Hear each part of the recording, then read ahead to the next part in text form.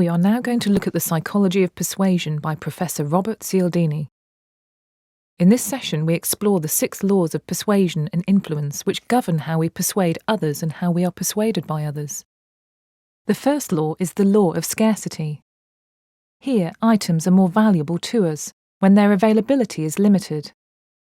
Scarcity determines the value of an item.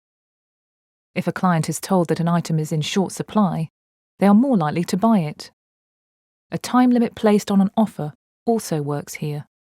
The law of reciprocity states that if you give or offer something to someone, they will feel compelled to return the favour.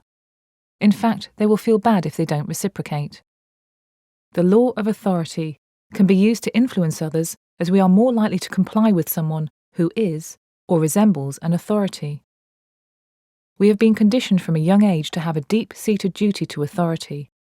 Therefore, we prefer to take advice from experts. People buy from people, and we are more inclined to follow, learn from, and help someone who is similar to us rather than someone who is dissimilar. For this reason, the law of liking relates directly to the ability to build rapport with others. We do this by mirroring body posture, mood, and verbal style. Additionally, others are more inclined to like and respond to you if you remember and use their name. The law of social proof suggests that we view a behaviour as more likely to be correct the more we see others performing it. We assume that if a lot of people are doing the same thing, they must know something that we don't, especially when we are uncertain. When an individual shows any level of commitment, they become subject to the law of commitment and consistency. Consistency is desirable. It is associated with strength, honesty, and stability. People will do more to stay consistent with their commitments to you if they have already taken a small initial step. If you can get someone to do you a small favour, they are more likely to grant you a larger favour later on. The 6 laws of persuasion and influence are very relevant when engaging in negotiations with clients. When determining the required outcome in any negotiating situation, we need to consider the classic negotiation matrix.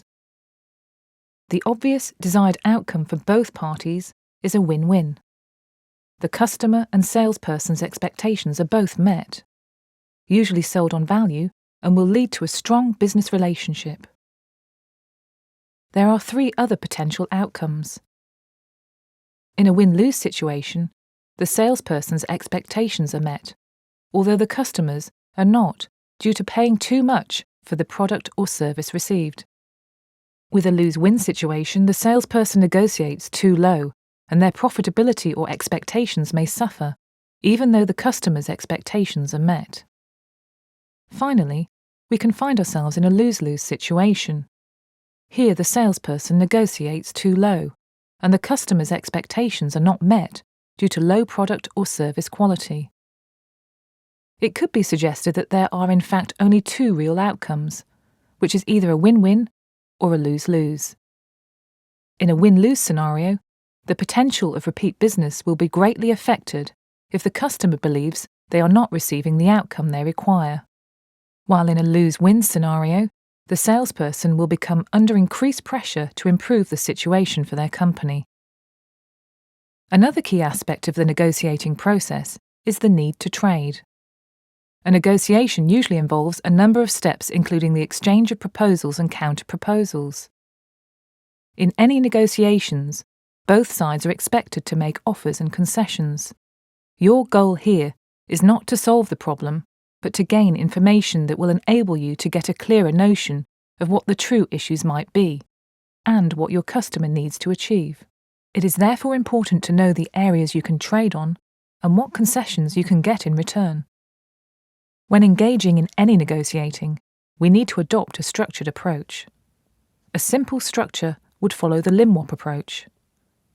This requires the negotiator to have already considered beforehand what they would like to achieve, what they intend to achieve, and what they must achieve from the negotiations.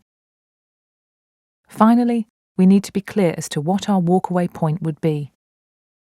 Therefore, effective negotiation requires us to be planned and organised.